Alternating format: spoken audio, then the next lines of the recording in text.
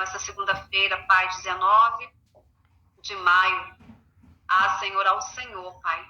Na certeza, Jesus, que o Senhor já preparou tudo para nós, Senhor, no decorrer da semana.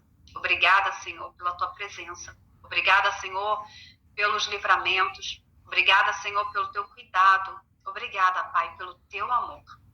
E apresentamos a Ti, Senhor. Pai querido, Pai amado, presbítero Edson, qual estará ministrando a Tua palavra. Eu sei, ó Pai, que o Senhor já encheu a ele, Senhor, para transbordar os nossos corações. Fala conosco, Senhor, daquilo que nós precisamos, daquilo que nós necessitamos nos alimentarmos nessa manhã, Pai. Não para a vanglória nossa, mas para que o Teu nome venha a ser louvado e glorificado, Senhor, e que nós possamos nos fortalecermos diante da Tua presença dia após dia. Assim eu oro, louvo e agradeço, Senhor, a Ti por tudo, em nome de Jesus. Amém, amém e graças a Deus. Presbítero Edson. Amém. Amém. Tito, capítulo 2, versículos do 11 ao 14. A mensagem é o povo de Deus.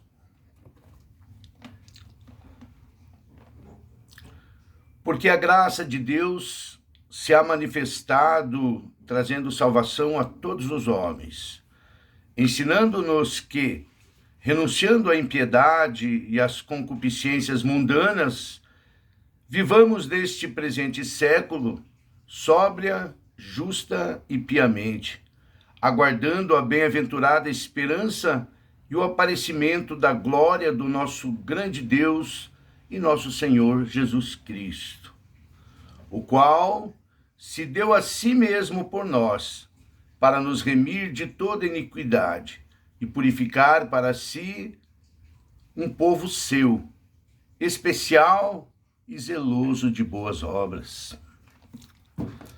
Jesus Cristo se deu a si mesmo e nos purificou para Ele. Agora nós somos dele. Somos um povo especial e devemos ser zelosos de boas obras. Somos o povo de Deus. O capítulo 2 da carta de Tito,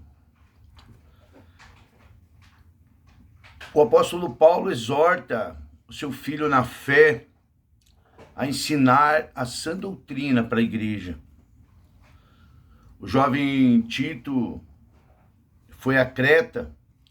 Creta é uma ilha na Grécia, lá no Mar Egeu, uma ilha grande, muito populosa.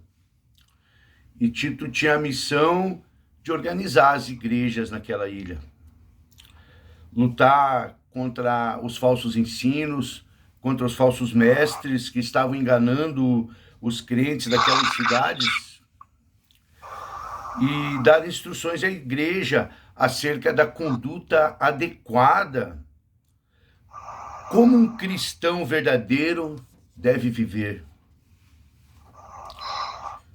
Deus, por meio do seu Filho Jesus Cristo, nos derramou a sua maravilhosa graça, nos deu fé, nos regenerou e nos tornou filhos dele. E um filho obedece os mandamentos do Pai e vive de modo que agrade o Pai. Um filho verdadeiro sempre procura fazer a vontade do Pai e honrá-lo. Paulo destaca a importância de viver uma vida santa e de fazer boas obras. Depois de deixar as instruções aos homens, às mulheres, aos jovens e aos servos, o apóstolo fala sobre os gloriosos benefícios da graça salvadora de Jesus Cristo. Paulo pede para o Tito ensinar aos homens que os homens devem ser moderados, dignos de respeito, sensatos, honestos, sadios na fé, sadios no amor e na perseverança. E as mulheres também precisam ser modestas, modestas na fé, no amor, na santificação, no modo de viver, e elas devem ser irrepreensíveis. Os jovens devem ser prudentes, cuidadosos, moderados, obedientes aos mais velhos, sinceros e respeitosos. E ele também falou aos servos: os empregados devem se sujeitar aos seus superiores, agradá-los e não ser rebeldes, não roubá-los, mas mostrar lealdade. Todos os crentes devem ser dignos de confiança e ser bom exemplo para aqueles que estão à sua volta. O marido deve ser bom exemplo para a esposa e ela para ele. O casal deve ser bom exemplo para a família, para os filhos. Viver com dignidade, com temperança, em amor, com alegria. Produzir o fruto do Espírito. E a família cristã deve ser exemplo para os irmãos e exemplo para os de fora. O capítulo 2 da carta de Tito nos fornece uma boa base para vivermos uma vida cristã digna, que agrade e que glorifique a Deus. Romanos 8:1 diz assim: nenhuma condenação há para os que estão em Cristo Jesus, que não andam segundo a carne, mas segundo o Espírito. Jesus nos deu vida, nos livrou da lei, do pecado e da morte. Ele morreu por nós, cumpriu a lei, pagou pelos nossos pecados. Já não há mais condenação para aqueles que foram regenerados, que nasceram novamente e que vivem em Cristo. A lei já não pode mais nos condenar, mas ela mostra o quanto nós somos imperfeitos. Ela nos mostra o quanto nós devemos a Cristo, por tê-la cumprido e sofrido a maldição que havia sobre nós, por ter morrido naquela velha cruz no nosso lugar. Cristo bebeu o cálice da ira de Deus no meu lugar. Eu merecia ter sofrido tudo aquilo, mas ele, por amor, morreu para que eu tivesse vida. Portanto, eu devo ser grato. Você deve ser grato. E devemos manifestar essa gratidão vivendo com mais cuidado, ser mais obediente à palavra de Deus, nos conformando à lei, vivendo de acordo com a sã doutrina de Cristo. A graça de Deus se manifestou salvadora. A graça de Deus é a compaixão dele pelos pecadores. Pecadores que não merecem ser salvos e nem têm condições de se salvar por si mesmo. Nós jamais alcançaríamos, pelos nossos méritos, a salvação. Mas Cristo se fez carne, viveu entre nós, viveu uma vida perfeita, cumpriu toda a lei de Deus e pagou pelos nossos pecados, fez um sacrifício perfeito substitutivo, morreu em nosso lugar naquela cruz. Fez isso por amor, sem que nós conhecêssemos Ele. Essa graça se manifestou salvadora. Deus teve um propósito de estendê-la aos pecadores e salvá-lo dos seus pecados. Quando eu fui alcançado pela graça divina, eu não conhecia Cristo, eu não conhecia a palavra de Deus, eu não conhecia Deus. Mas mesmo assim Ele me amou, Ele me tirou lá daquele lugar onde eu estava, perdido no fundo do poço, no engendro de pecados, no mar de lama. Não tinha nada. Mas Ele me amou e me resgatou para Ele. Me revelou Cristo e Cristo me revelou o Pai. Ele me abraçou com seus braços de amor e me tornou seu filho. E pela graça, Ele me derramou fé e me salvou. Mas quando se manifestou a benignidade de Deus, o nosso Salvador, e o seu amor para com os homens, não por obras de justiça praticadas por nós, mas segundo a misericórdia dele, Ele nos salvou mediante o lavar regenerador e renovador do Espírito Santo, que derramou sobre nós ricamente por meio de Jesus Cristo, o nosso Salvador, a fim de que, justificados pela graça, nós nos tornássemos seus herdeiros, segundo a esperança da vida eterna. Tito 3, do 4 ao 7. Portanto, nós devemos viver de maneira sensata, justa e piedosa. Rejeitar a impiedade, rejeitar a injustiça, rejeitar a maldade,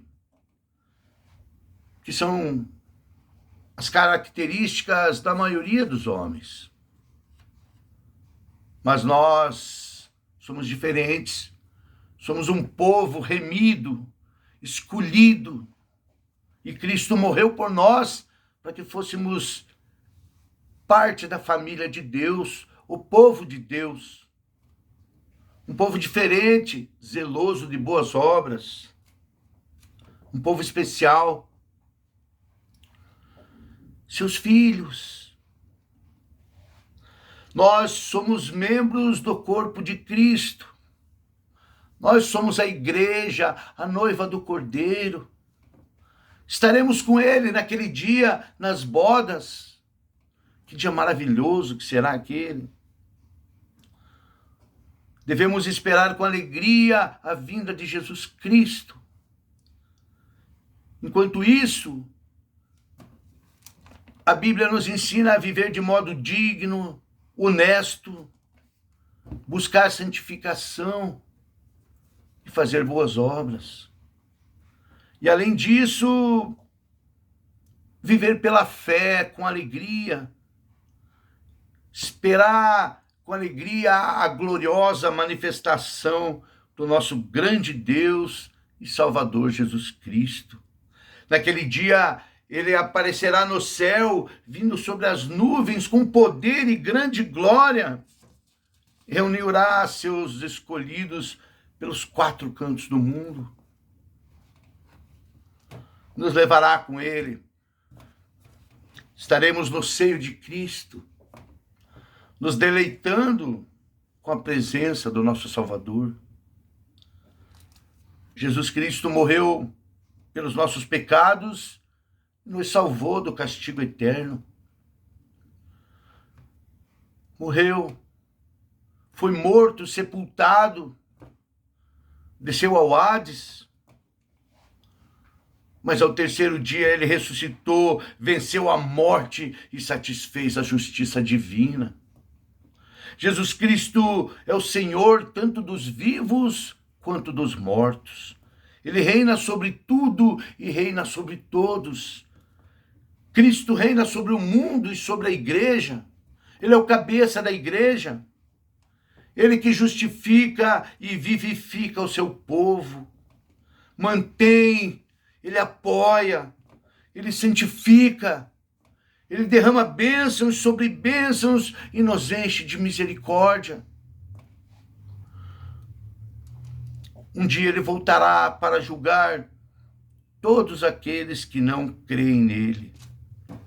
Ele julgará todos aqueles que não acreditaram na sua obra redentora.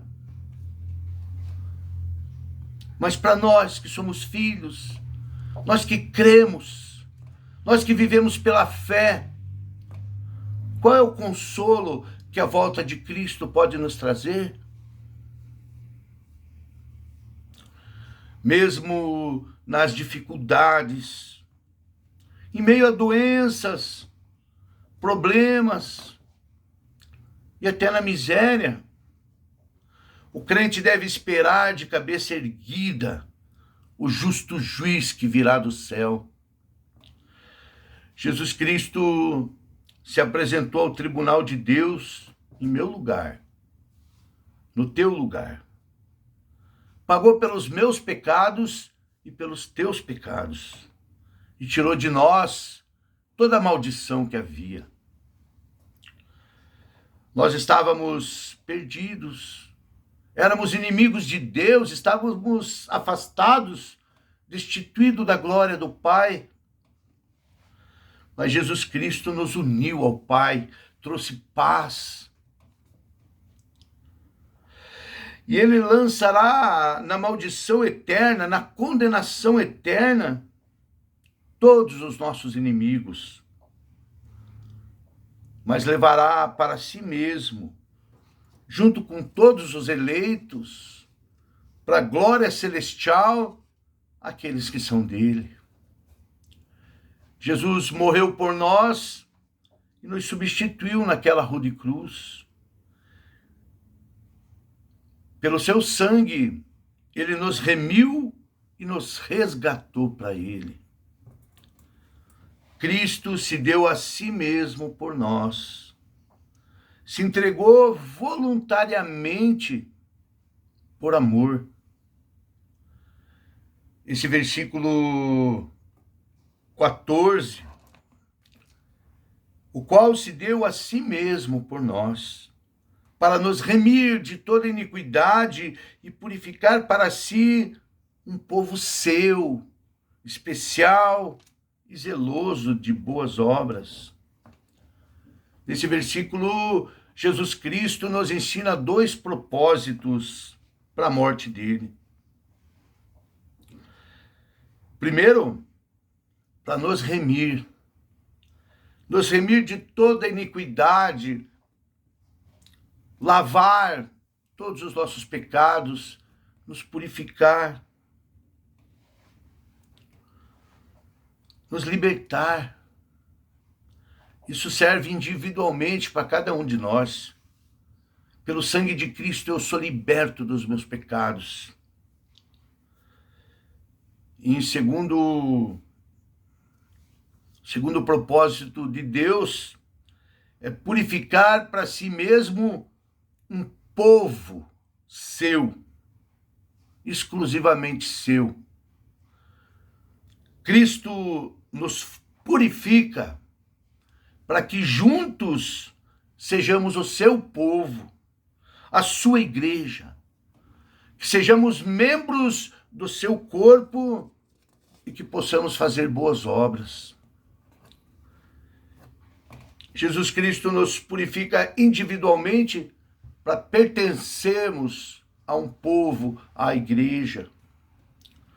Nós precisamos ouvir a palavra de Deus, entender a verdade e as implicações que ela traz para a nossa vida.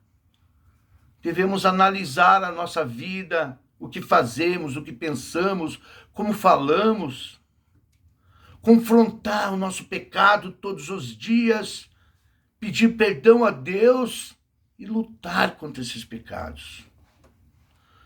Precisamos ser conformados à palavra de Deus. viver de modo digno, ser sadios na fé, no amor, na santificação e na esperança, vivendo um relacionamento contínuo, diário com Deus por meio de Jesus Cristo. Quero concluir essa mensagem com duas reflexões. Primeiro, você vive conforme a sã doutrina de Deus?